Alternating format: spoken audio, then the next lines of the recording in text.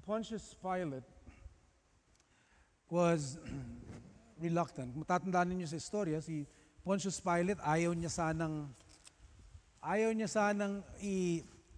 gawin yung gusto ng mga tao. They were crying out, as the mob, they were crying out, "Crucify him." They were talking about Jesus, crucify him. But in his own investigation, si Pontius Pilate could not see guilt in Jesus. So he told the mob, "I see no guilt in this man."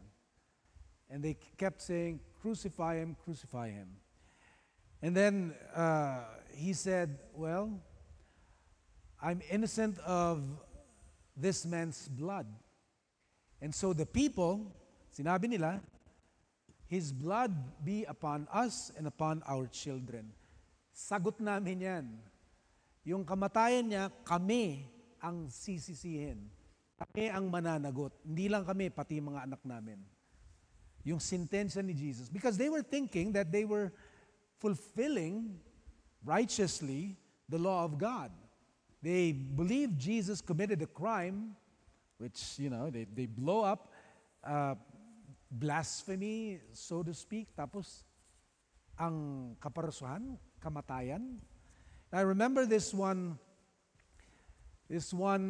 very prominent figure during the Middle Ages, and he has a big following today, but he had somebody killed, burned to death, just because they didn't fully understand, according to him, they didn't fully understand the Holy Spirit or the doctrine of the Trinity. Hindi lang naintindihan yung doktrina, iba pinapatay, and a cruel death, pinasunog. But that was how twisted, that was how ignorant we were as people, as religious creatures, of who our God is.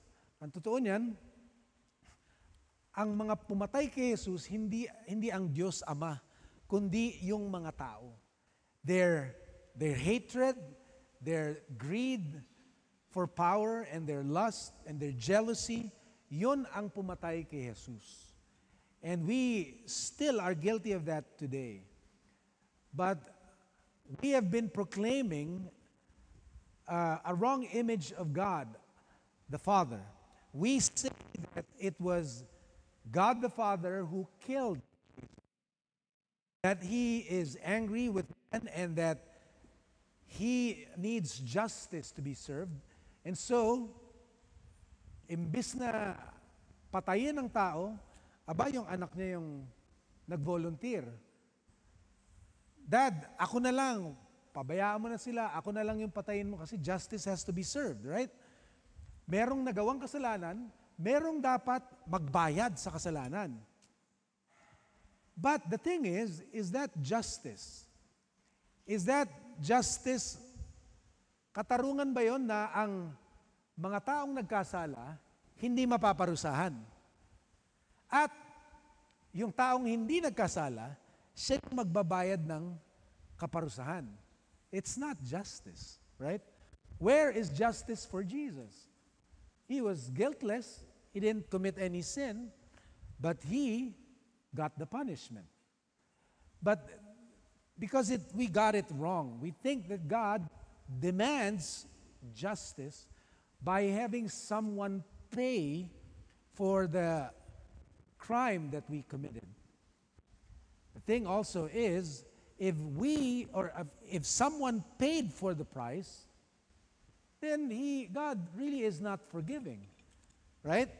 If He asks for repayment, if He demands that someone be punished, then it's not forgiveness. Hindi pinatawad, di ba? Pinagbayad pa rin niya eh. Pinagbayad. So, walang kapatawaran. But we have been proclaiming a wrong image of God. Ang sinasabi natin, pinatawad tayo ng Panginoon at pinatay niya yung sarili niyang anak para tayo ay mapatawad. No. Like the Jews were right. The Jewish mob were right. said, His blood be upon us and upon our children. We are the guilty party. Tayo talaga ang may kasalanan. Pero, dapat ang pagpapakilala natin sa Diyos Ama, siya ay mapagpatawad. Papaano niya pinatawad ang ating kasalanan? Hindi lang pinatawad na, sige, kalimutan na natin yon. Hindi. Yung galit natin, yung kasalanan natin na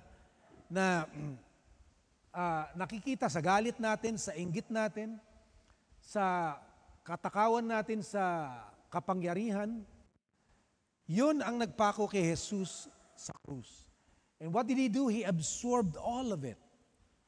He absorbed all of it, nailed it to the cross, so that when He was hanging on the cross, He spoke with His Father, with whom He had the same heart and attitude of forgiveness and mercy. Sabi niya, Father, please forgive them. They don't know what they're doing. And the Father, I could imagine, from heaven says, of course, Son, because that's how we roll. Ganyan tayo, magpagpatawad eh.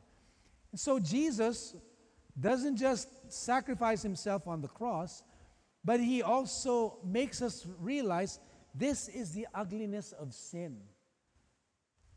Ito yung ang tawag sa Tagalog, kabuktutan ng mga mali nating pamamaraan. Akala natin, ang solusyon sa isang bagay, sabihin natin isang Hitler, sabihin natin isang drug pusher, ang solusyon natin, patayin yan. Para ang maiwan sa mundo, yung mga mababait lang. Wala nang masasama sa mundo. So the solution is to kill them. Instead of forgiving them and converting them into good citizens, into good people. So really, the guilt is upon us, but the mercy is with our God. So sana ang pakilala natin sa Diyos, ganun. And how do we introduce God? How do we make God known to others? By reflecting His divine nature. You know, when Jesus said, when we do good works, we glorify God who is in heaven, when we let our light shine before men. That's the goal, that's the purpose. May we make known a God who is merciful and loving and compassionate by manifesting the same divine nature in the way we live, in the way we treat our brothers and our neighbors. Then we know God, and then we make Him known, which is the way it is in the kingdom of our God.